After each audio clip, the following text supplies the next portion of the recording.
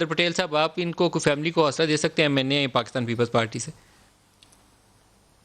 بہت شکریہ ندیم بھائی. میں اپنے بھائی کامران کو آپ کے ساتھ ہم زبان ہو کر کہوں گا کہ انشاءاللہ تعالی اللہ بہتر کرے گا، اور انہیں شاید اس بات کا پتہ نہیں ہے یا یقیناً ہوگا کہ انہی کے بھائی کو ڈھونڈتے ہوئے عیدی والی بوٹ بھی جو ہے وہ بھی الٹ گئی تھی. وہ فیصل عیدی صاحب اور ان کو بھی پھر ابراہیم حیدری کے ذریعے ماہی گیروں نے باہر نکالا ہے. تو ریسکیو آپریشن رات تک جاری رہا ہے یہ ان کو ڈھونڈنے کے لیے، اور خدا کرے کہ اللہ تعالیٰ ان کو صحت دے، زندگی دے، اور وہ ہمیں زندہ سلامت جو ہیں وہ مل جائیں.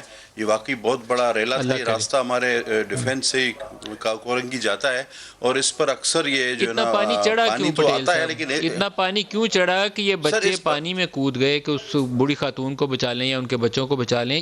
اتنا پانی چڑھ گیا تو کیا ہوا؟ کیا شہر کے اندر ملک صاحب سمندر یہاں امڈ آیا؟ سے کیا ہو گیا؟ یہ ملک صاحب میں بتاتا ہوں. یہ اصل میں ملیر ندی یہاں اس سے ہوتی ہوئی سمندر میں گرتی ہے کورنگی کے راستے. یہ وہ جگہ ہے جہاں سے ملیر ندی آتی ہے، اور پورے کراچی کا پانی ملیر سے لیتی ہوئی آتی ہے، اور پھر اس کو کراس کرتے ہوئے اس سڑک کے نیچے سے وہ جاتی ہے سمندر میں، کورنگی کراس کرتے کورنگی کریک میں جاتے گرتی ہے.